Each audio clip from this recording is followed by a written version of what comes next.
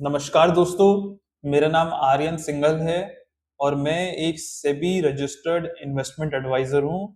दोस्तों, लास्ट के कुछ वीडियोस में हमने फाइनेंशियल प्लानिंग के इस कोर्स को स्टार्ट किया है एंड हमने इंट्रोडक्शन से स्टार्ट किया था। फिर हमने future value of a single cash flow के बारे में बात करी। फिर हमने present value of a single cash flow के बारे में बात करी। यहाँ पे सिंगल कैश फ्लो का मतलब ये है जब एक लंप सम इन्वेस्टमेंट या एक्सपेंसेस को हम कैलकुलेट करना चाहते हो।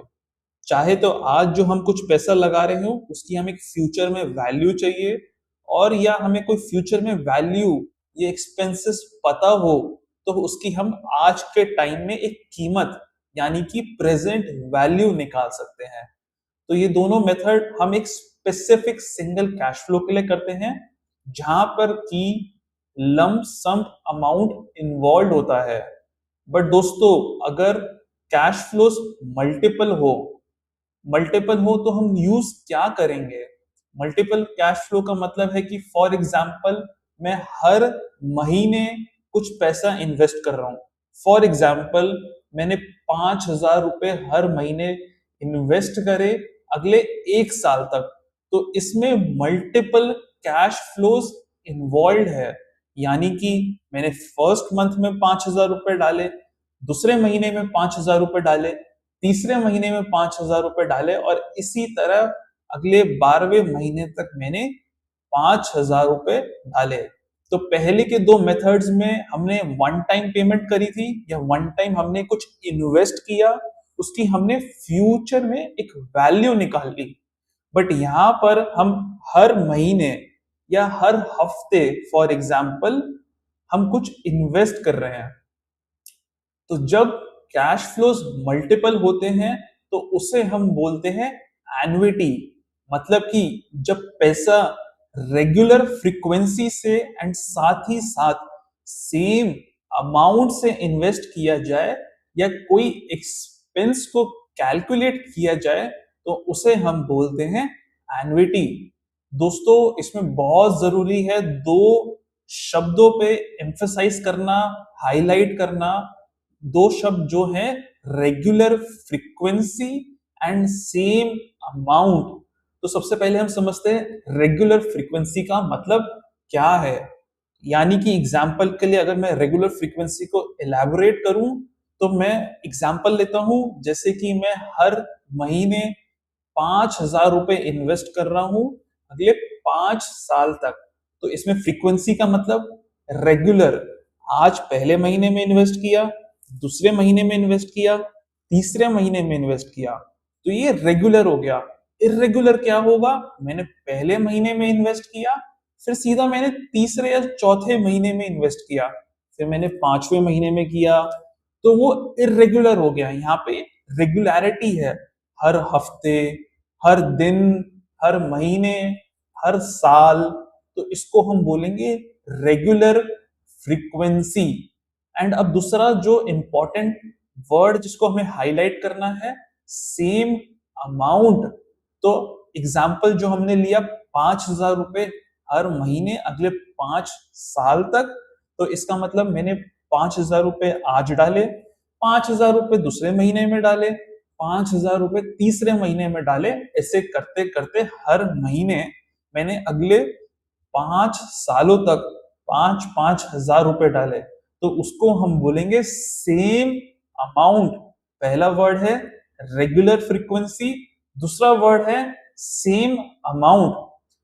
तो दोस्तों, इसको कैलकुलेट करने के लिए अब हम सीखने वाले हैं एन्युटी। तो जिस तरह हमने सबसे पहले future value of a single cash flow सीखा था, इसी तरह अब हम future value of an annuity सीखेंगे। फिर हम नेक्स्ट वीडियो में सीखेंगे present value of an annuity. दोस्तों, याद रखिए कि पिछले दो वीडियोस में जो हमने सीखा था वो एक पर्टिकुलर कैश फ्लो के लिए किया जाता है। जैसे कि 1 करोड़ रुपए अगर मैंने आज इन्वेस्ट करे और उसको अगले 5 सालों तक इन्वेस्ट किया, तो उसकी क्या फ्यूचर वैल्यू होगी। बट और उसी तरह हमने एक एमबीए का एग्जाम्पल लिया था, जहां पे 25 से 30 लाख रुपए की एमबीए अगर आज हमें कॉस्ट करती है, तो उसकी क्या 25 साल बाद कीमत हो जाएगी। और उसी तरह मैं आज लमसम क्या इन्वेस्ट करूं कि वो पैसा जो मेरी एमबीए की कॉस्ट है उसको मैच कर सके। तो पहले के दो वीडियोस जो इससे पहले हमने सीखे थे, वो सिंगल कैश फ्लो के बारे में बात कर रहे थे। और दोस्तों, इस वीडियो का पर्पस एंड इसके नेक्स्ट वीडियो का पर्पस ये है कि हम सीखने वाले हैं कि अगर हमारे पास मल्टीपल कैश फ्लोज इन्वेस्ट करने को हो, same frequency and same amount के साथ, तो उसकी फ्यूचर में कितनी वैल्यू हो जाएगी। तो दोस्तों, चलिए अब मैं अपनी स्क्रीन पर लेके आपको चलता हूं और हम इस टॉपिक को इंट्रोड्यूस करते हैं। तो चलिए दोस्तों, अब हम अपनी स्क्रीन पर आ गए हैं और हम इस टॉपिक को इंट्रोड्यूस करते हैं, जिसका नाम है future value of an annuity. तो दोस्तों, इसका एक फॉर्मल डेफिनेशन पहले हम इस वीडियो को स्टार्ट करें। हो सकता है ये वीडियो थोड़ा सा लेंदी हो, थोड़ा ओवरवेलमिंग भी हो जाए, तो मैं आपको सजेस्ट करूंगा कि आप इस वीडियो को रीवॉच, इसके नोट्स बनाइए, पॉज कर करके आराम से डाइजेस्ट करिए। तो इसका एक formal definition: annuity is a series of equal amount of payments at equal intervals of time.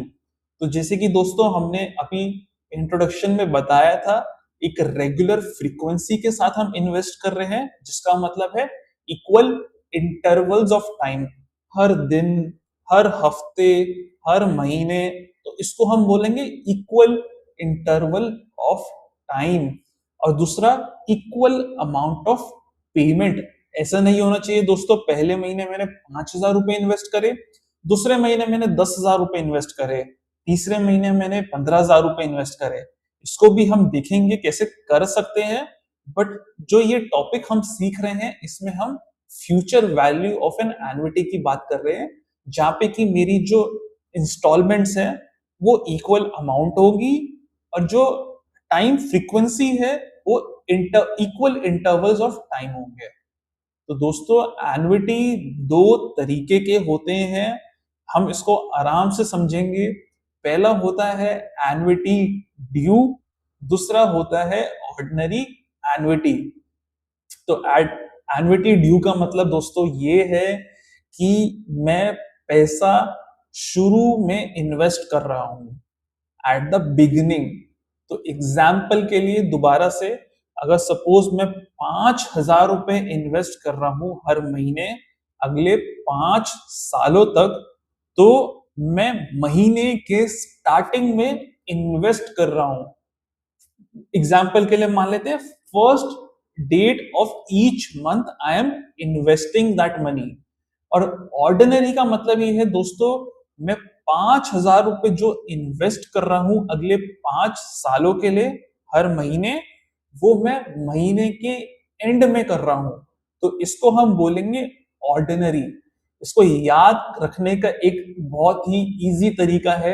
Example के लिए, मैं एक सैलरी कमाता हूं, मेरे पूरे महीने कुछ खर्चे होते हैं, उस खर्चे के बाद जो मेरे पास पैसा बच जाता है उसको मैं सेव करके इन्वेस्ट कर देता हूं।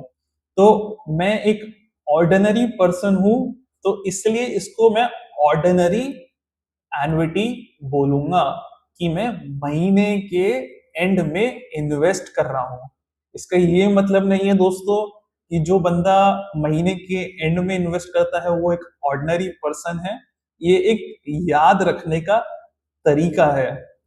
तो जैसा कि हमने लास्ट स्लाइड में देखा कि एन्युटी दो तरीके के होते हैं, पहला एन्युटी ड्यू, दूसरा ऑर्डिनरी एन्युटी। तो अब हम एन्युटी ड्यू के बारे में बात करते हैं। एन्युटी ड्यू का डेफिनेशन, एक फॉर्मल डेफिनेशन ये है कि a series of equal amount of payments at equal intervals of time. यानी कि हर जो फ्रीक्वेंसी है वो हमारी सेम रहेगी हर दिन, हर हफ्ते, हर महीने, और जो अमाउंट जो हम इन्वेस्ट कर रहे हैं या एक्सपेंस कर रहे हैं वो भी सेम रहेगा, but the first payment is made at the beginning of the first period. तो अगर मैं एक टाइमलाइन से समझाऊं इसको, जैसे कि हमने लास्ट 2 वीडियोस में टाइमलाइन के बारे में सीखा था, node first payment made at the beginning of first period. तो इसको मैं दोबारा से इसको टाइमलाइन पे समझाऊंगा। अभी के लिए हम ये मानते हैं कि एग्जाम्पल के लिए कि हम स्टार्टिंग में इन्वेस्ट करेंगे, जो दूसरी इंस्टॉलमेंट होगी वो भी दूसरे साल के या दूसरे महीने के पहले इन्वेस्ट करी जाएगी, जो तीसरी इंस्टॉलमेंट होगी वो भी बिगिनिंग में इन्वेस्ट करी जाएगी, और इसी तरह चौथी और पांचवी इंस्टॉलमेंट भी। So if these are annual payments, this will be called as 5-year annuity due, since there are 5 payments. If these are monthly payments, this will be called as 5-month annuity due, and so on. Weekly, daily, हर तरीके से इसमें हम कर सकते हैं। So what is the amount that I would get at the end of the 5th period, yearly या monthly, if I invest or deposit a fixed amount of money at the beginning of every year for 5 consecutive years or months? So अगर मैं starting में invest करूं, second year के starting में invest करूं, third year के starting में invest करूं, इसी तरह अगर मैं 5th ईयर तक के स्टार्टिंग तक इन्वेस्ट करूं, तो मेरा यहाँ पे क्या अमाउंट हो जाएगा? तो 5th ईयर के एंड में मेरा क्या अमाउंट हो जाएगा? तो इसको अब मैं अपने टाइम लाइन से समझाने की कोशिश करता हूं, और आप इसको ध्यान से देखिएगा। सपोज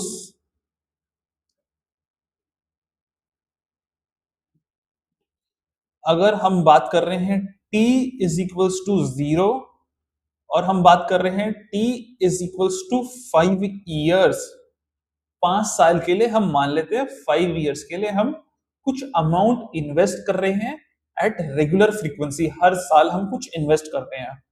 तो ये मेरा फर्स्ट ईयर हो गया, ये मेरा सेकेंड ईयर हो गया, ये मेरा थर्ड ईयर हो गया, और इसी तरह से ये मेरा फोर्थ ईयर हो गया। तो अब ये पहला साल है, this is called as first year. तो मैं जो पैसा इन्वेस्ट करूंगा वो beginning of the first year में इन्वेस्ट करूंगा, तो फर्स्ट ईयर के बिगिनिंग में। अब जो मैं दूसरा इंस्टॉलमेंट करूंगा वो सेकेंड ईयर के बिगिनिंग में करूंगा।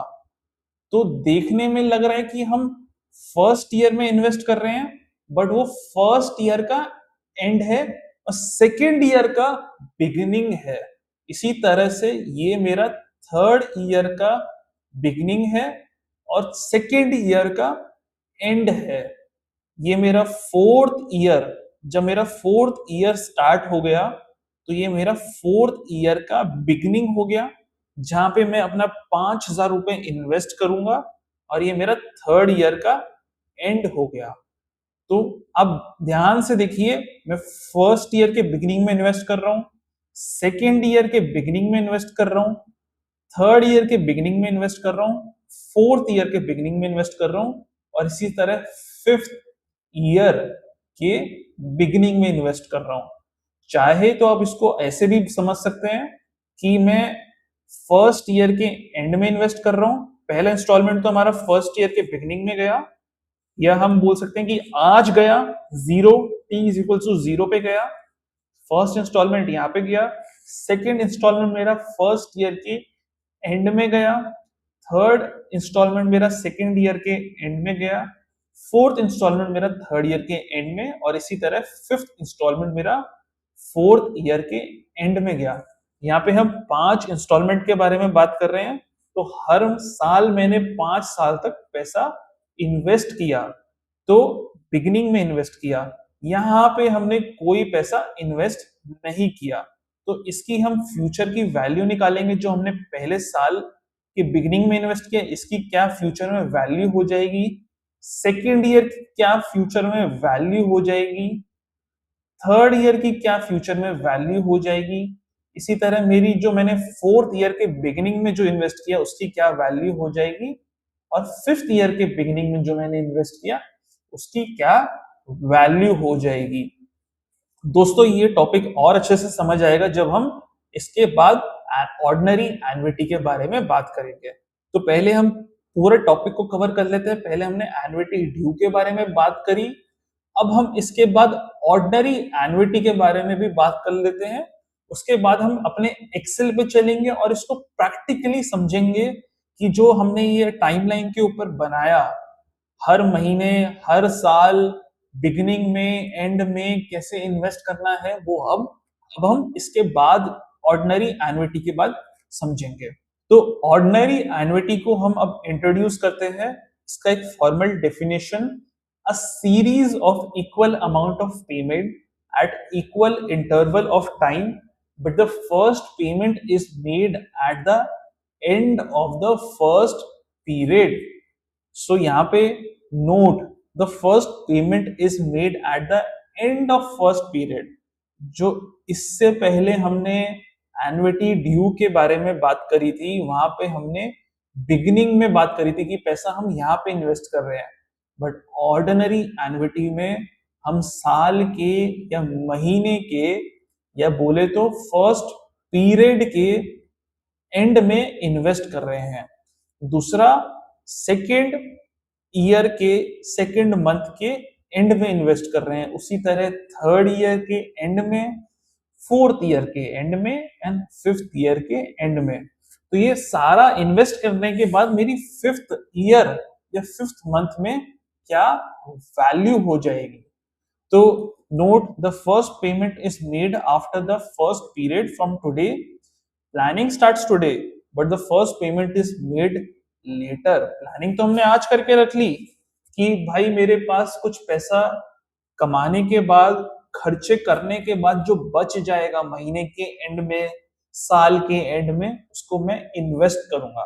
तो प्लानिंग आज करके रख ली, इन्वेस्ट हमने महीने के एंड में किया या साल के एंड में किया।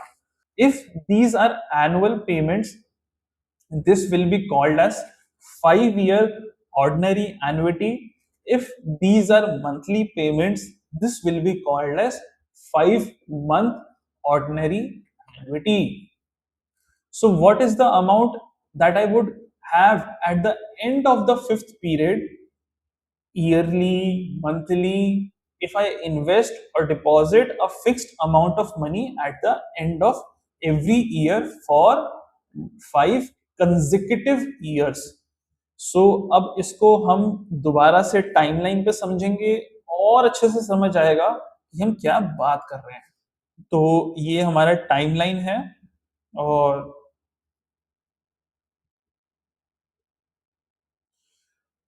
तो यहाँ पे हम लिख लेते हैं t इज इक्वल्स टू 0, और एग्जाम्पल को हम सेम रखते हैं कि हम 5 साल के लिए कुछ अमाउंट इन्वेस्ट कर रहे हैं, तो 5 years.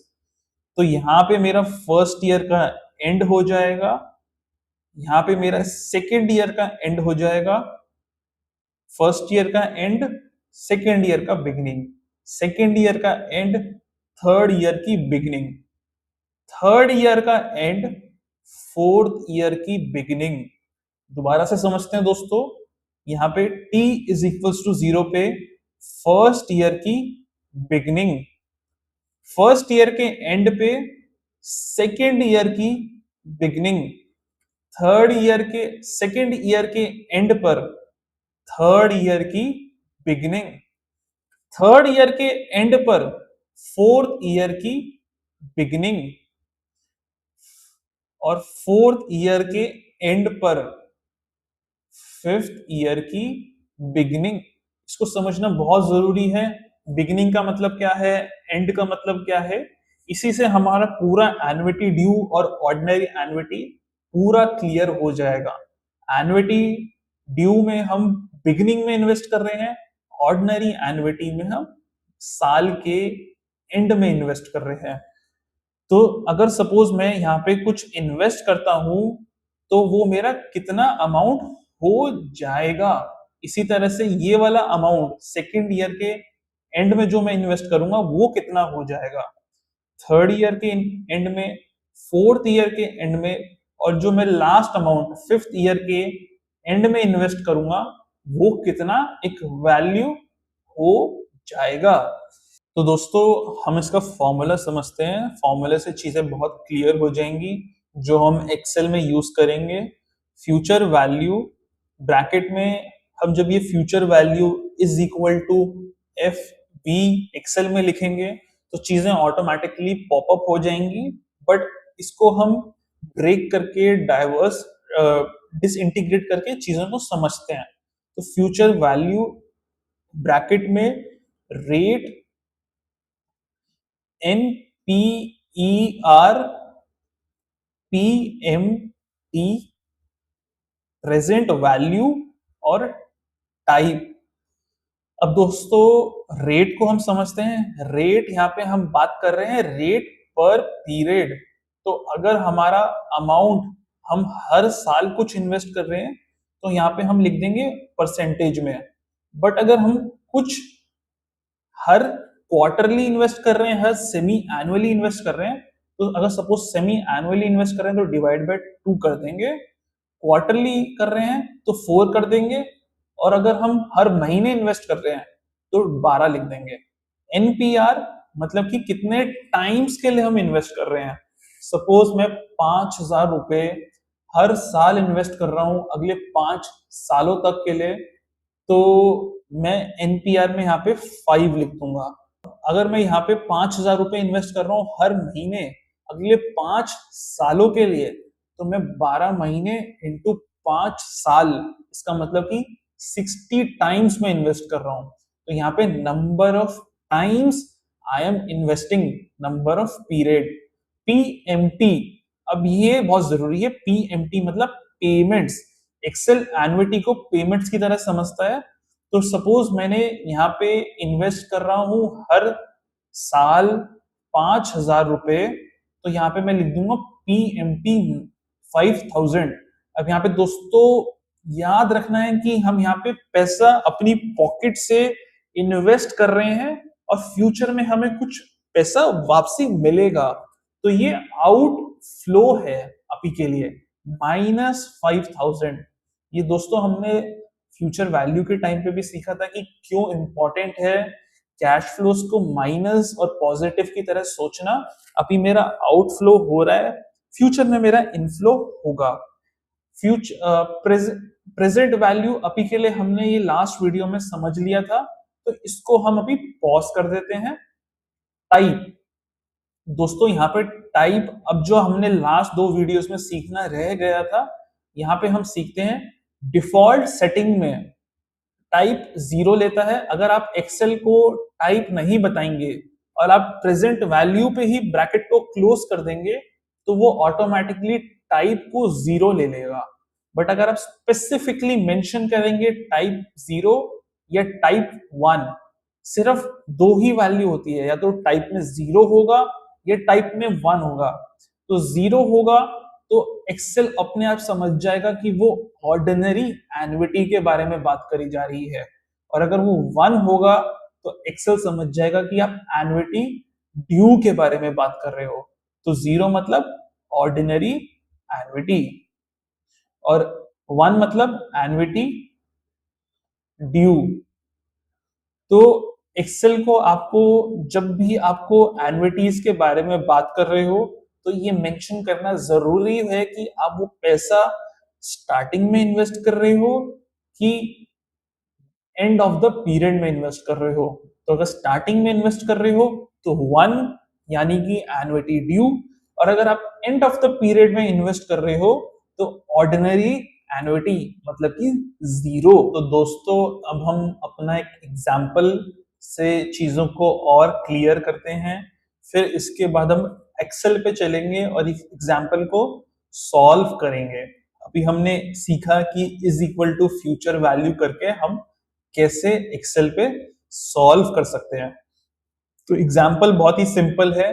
If I deposit ₹5,000 every year in bank for 5 consecutive years, calculate the amount of money I would have at the end of fifth year, assuming bank rate is 6%। तो मैं हर साल कुछ पैसा invest कर रहा हूं, उसका अमाउंट है ₹5,000 5 सालों तक, और मैं अज्यूम करके चल रहा हूं कि जो मैं इन्वेस्ट करूंगा वो मेरा पैसा 6% से ग्रो करेगा। सो calculate if invested at the beginning of the first year and calculate eight the end of the second year. तो फर्स्ट वाला हमारा बात कर रहा है एन्युटी ड्यू के बारे में, सेकेंड वाला हमारा एग्जाम्पल बात कर रहा है if invested at the end of the first year. तो चलिए अब हम एक्सेल पे चलते हैं और इसका सॉल्यूशन निकालते हैं। अब हम एक्सेल पे आ गए हैं और हम स्टार्ट करते हैं ईयरली एन्युटी के बारे में। और हमने सीखा कि हम दो एन्युटी के बारे में बात कर रहे हैं। पहला है एन्युटी ड्यू, दूसरा है ऑर्डिनरी एन्युटी। तो एन्युटी ड्यू में हम साल के स्टार्टिंग में इन्वेस्ट कर रहे हैं। हम कितना अमाउंट इन्वेस्ट कर रहे हैं? फ्यूचर वैल्यू रेट हम 6% पे इन्वेस्ट कर रहे हैं, हर साल कुछ इन्वेस्ट कर रहे हैं। Number of time 5 times we are investing, 5 सालों के लिए इन्वेस्ट कर रहे हैं। कितना इन्वेस्ट कर रहे हैं हर साल? हम ₹5,000 इन्वेस्ट कर रहे हैं, -5,000, क्योंकि ये आउटफ्लो है, -5,000। प्रेजेंट वैल्यू, अभी हम यहाँ पे कोई प्रेजेंट वैल्यू के बारे में बात नहीं कर रहे, तो 0 कॉमा टाइप। अब वो आपसे पूछ रहे हैं कि 0 at the end of the period और beginning at the end of the period. तो आप पैसा स्टार्टिंग में लगा रहे हैं या पैसा एंड में लगा रहे हैं, आपसे एक्सेल पूछ रहा है। तो अगर आप 1 लिखेंगे तो वो बोलेगा बिगिनिंग में आप इन्वेस्ट कर रहे हैं, और अगर आप ब्रैकेट को क्लोज कर देंगे तो आपको निकल के आएगा कि मैं हर साल जो स्टार्टिंग में ₹5,000 इन्वेस्ट कर रहा हूं, वो मेरे 29,000 रुपीज में, अप्रोक्सीमेटली 29,900 रुपीज में कन्वर्ट हो जाएगा। और ऑर्डिनरी एन्युटी के बारे में हम बात करते हैं। अब future value rate 6%, number of times I am investing 5 years, PMT -5,000, present value 0। अब इसमें पूछ रहा है टाइप, तो चाहे तो आप ब्रैकेट को यहां पे भी क्लोज कर सकते हैं। एक्सेल अपने आप समझ जाएगा कि आपने ऑर्डिनरी एन्युटी के बारे में बात कर रहे हो। मैं आपको शो करता हूं, मैंने यहाँ पे क्लोज कर दिया, और साथ ही साथ मैं दोबारा से कैलकुलेट करता हूं। Future value rate 6%, NPR 5 years, -5,000, 0, और मैं यहाँ पे 0 लिख देता हूं। तो मैंने पहले वाले में कुछ नहीं लिखा, मैंने प्रेजेंट वैल्यू पे ब्रैकेट को क्लोज कर दिया। अब मैं यहाँ पे स्पेसिफिकली मेंशन कर रहा हूं टाइप इज इक्वल्स टू 0। तो मेरा आंसर सेम निकल के आया। तो ये निकल के आया कि मेरा ऑर्डिनरी एन्युटी में जो मैं पैसा हर साल के एंड में अगले 5 सालों के लिए ₹5,000 जो इन्वेस्ट करता हूं, वो 28,200 रुपीज में कन्वर्ट हो जाएगा। अब ये दोस्तों डिफरेंस क्यों है एन्युटी ड्यू में और ऑर्डिनरी एन्युटी में? दोस्तों एक कंपाउंडिंग का डिफरेंस है। एक जगह मैं साल के शुरू में इन्वेस्ट कर रहा हूं, एक जगह मैं साल के एंड में इन्वेस्ट कर रहा हूं।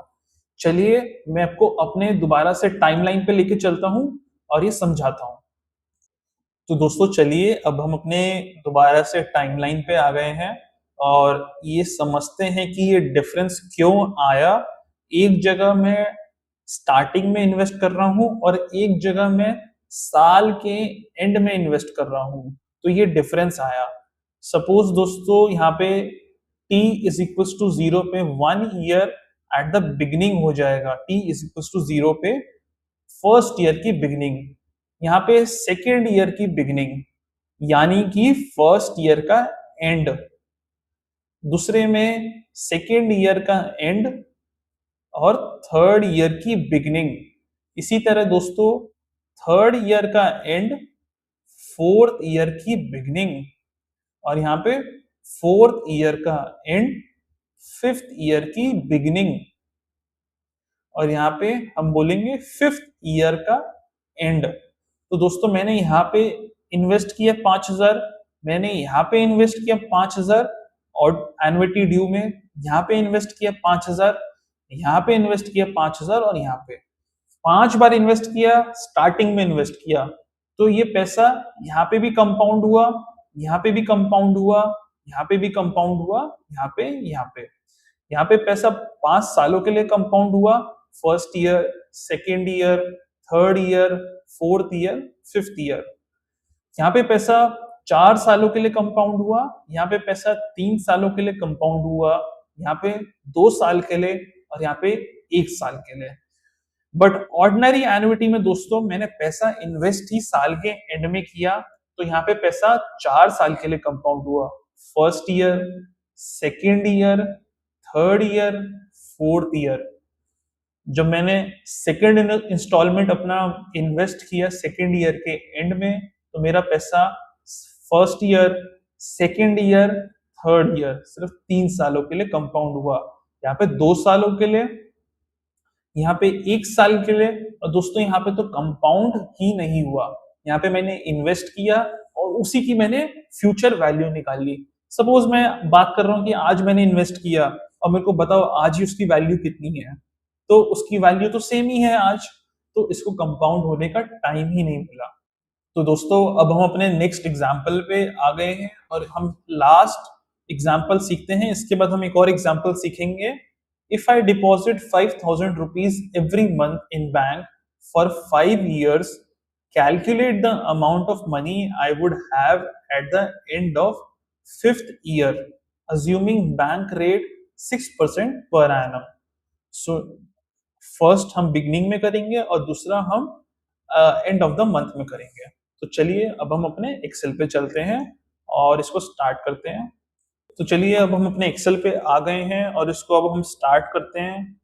यहाँ पे हम बोलेंगे मंथली एन्युटी, और हम सबसे पहले कैलकुलेट करेंगे एन्युटी ड्यू, और फिर हम कैलकुलेट करेंगे ऑर्डिनरी एन्युटी। सो अब हम मंथली एन्युटी कैलकुलेट कर रहे हैं। फ्यूचर वैल्यू रेट हम अज्यूम कर रहे हैं कि हम 6% पे इन्वेस्ट कर रहे हैं, तो 6% हर साल हर महीने इन्वेस्ट कर रहे हैं, तो नंबर ऑफ टाइम्स, तो 6% डिवाइड बाय 12 हो जाएगा। NPER number of times we are investing, अब हर साल हर महीने इन्वेस्ट कर रहे हैं अगले 5 सालों के लिए, तो 12 महीने इंटू 5 साल यानी कि 60 बार हम इन्वेस्ट कर रहे हैं, तो 5 साल इंटू 12 महीने। Number of payments we are doing 5,000 rupees, तो इसमें हमने माइनस लगाया है क्योंकि ये आउटफ्लो है। प्रेजेंट वैल्यू हमने इसमें 0 लिखा, और अब ये पूछ रहा है कि ये एन्युटी ड्यू है या ऑर्डिनरी एन्युटी, तो हम इसमें 1 टाइप कर देंगे एन्युटी ड्यू के लिए, तो ये अमाउंट निकल के आता है क्लोज टू 3.5 लाख रुपए। अब हम ऑर्डिनरी एन्युटी कैलकुलेट करते हैं। Future value rate 6% divide by 12, हम कितने बार इन्वेस्ट कर रहे हैं 5 सालों के लिए अगले, और हर महीने इन्वेस्ट कर रहे हैं। PMT माइनस 5,000 0, एंड टाइप में वो पूछ रहा है, चाहे तो हम ब्रैकेट को क्लोज कर सकते हैं, बट एग्जाम्पल को सिमिलर रखने के लिए हम यहाँ पे 0 रख देते हैं और ब्रैकेट क्लोज। तो ये निकल के आया दोस्तों कि मैं एन्युटी ड्यू में 3.5 लाख रुपए जो मैं इन्वेस्ट करूंगा वो मेरे 3.5 लाख रुपए में बदल जाएगा, और ऑर्डिनरी एन्युटी में क्लोज टू 3,49,000 में बदल जाएगा। तो ये है एग्जाम्पल मंथली एन्युटी और annuity due and ordinary annuity. तो दोस्तों अब हम अपने तीसरे एग्जाम्पल की तरफ चलते हैं।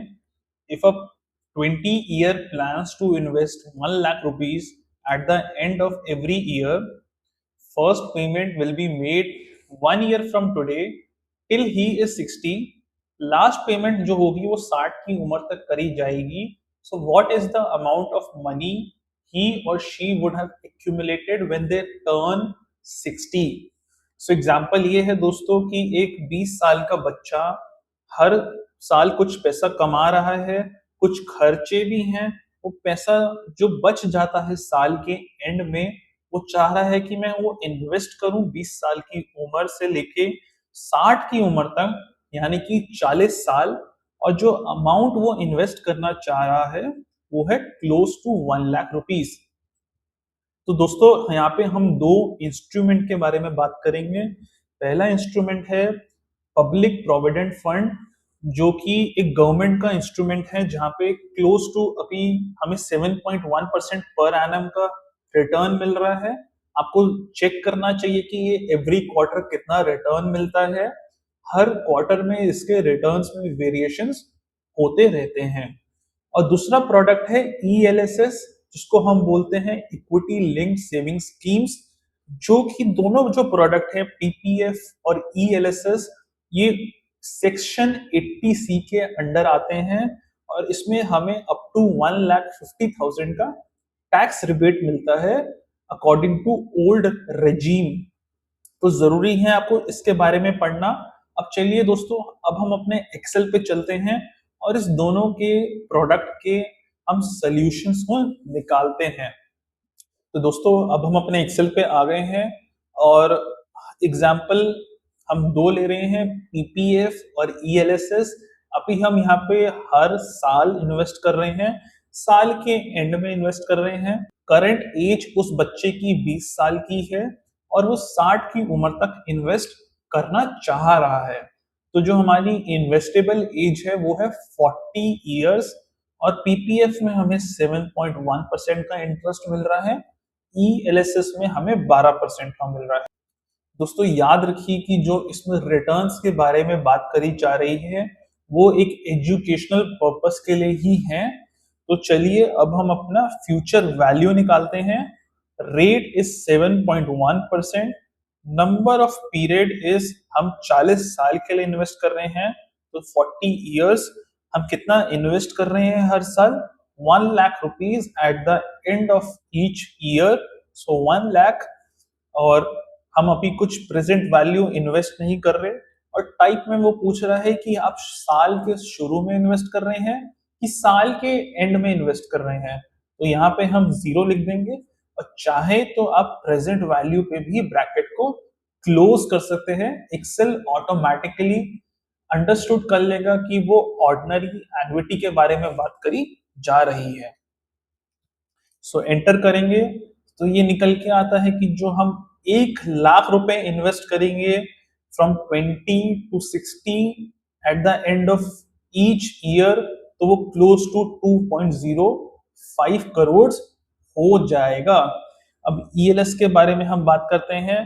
फ्यूचर वैल्यू 12% पे हमने इन्वेस्ट किया, नंबर ऑफ ईयर्स 40 ईयर्स, हमने हर साल 1 लाख रुपए इन्वेस्ट किए और कितने प्रेजेंट वैल्यू अभी हमारी 0 है और हमने साल के एंड में इन्वेस्ट किया। तो ये दोस्तों निकल के आया कि क्लोज टू जो मैं हर साल 1 लाख रुपीज इन्वेस्ट करूंगा at a product which gives me 12%, तो क्लोज टू 7.67 करोड़ हो जाएगा।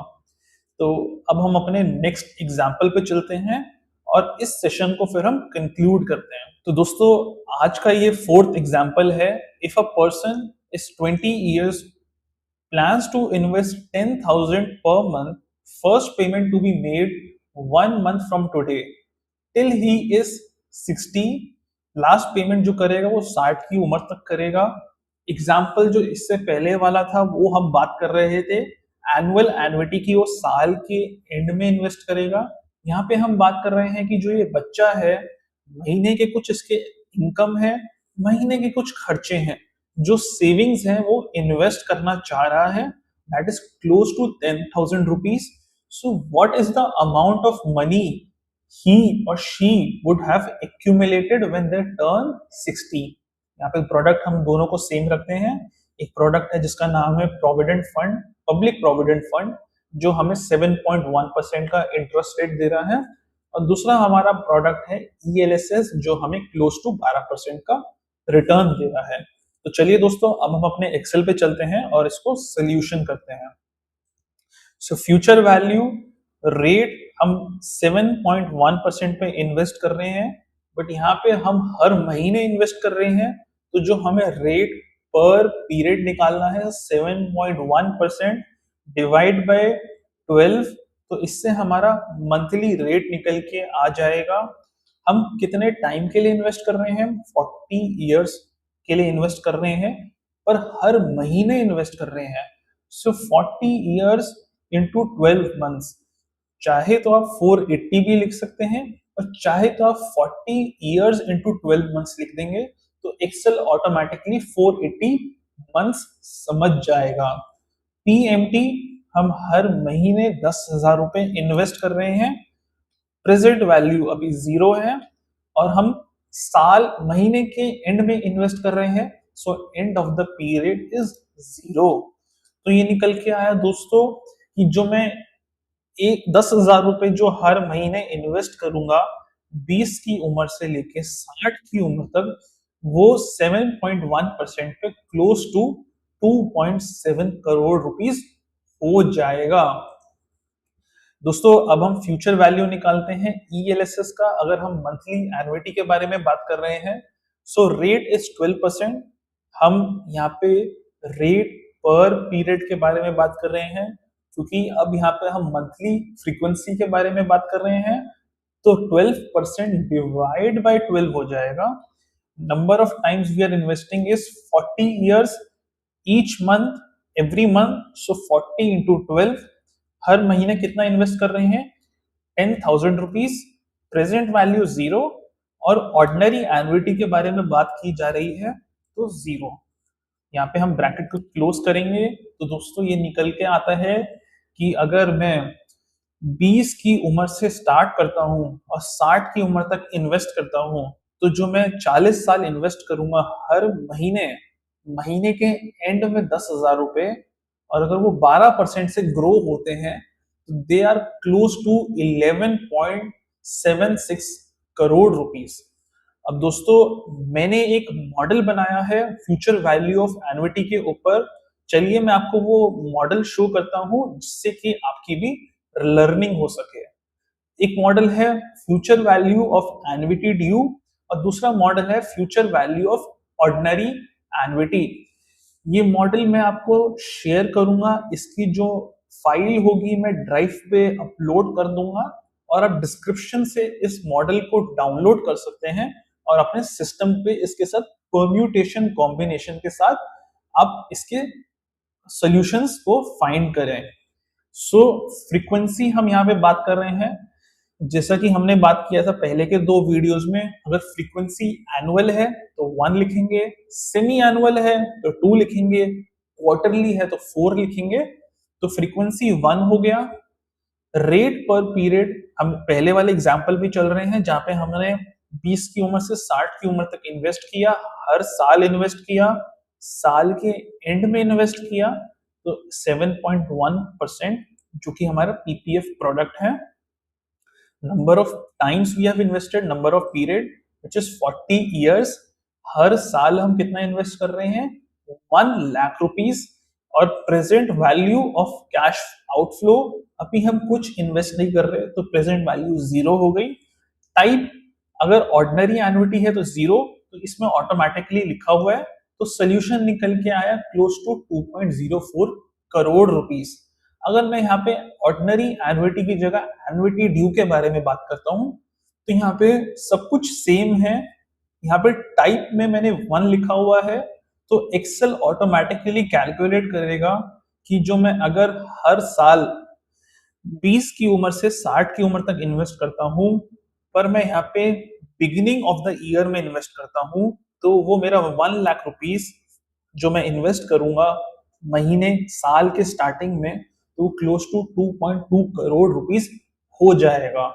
तो ये दोनों मॉडल्स आप यूज करें, आप बताएं कि आपका क्या फीडबैक है। तो दोस्तों आई होप आपको ये वीडियो समझ आया होगा।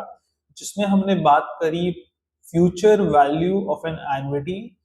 नेक्स्ट वीडियो में हम बात करेंगे present value of an annuity. और अगर आपको कुछ भी क्वेश्चंस, कुछ डाउट्स हैं तो आप कमेंट सेक्शन में जरूर लिखिए, इसका सोल्यूशन मैं आपको जरूर दूंगा। Thank you so much.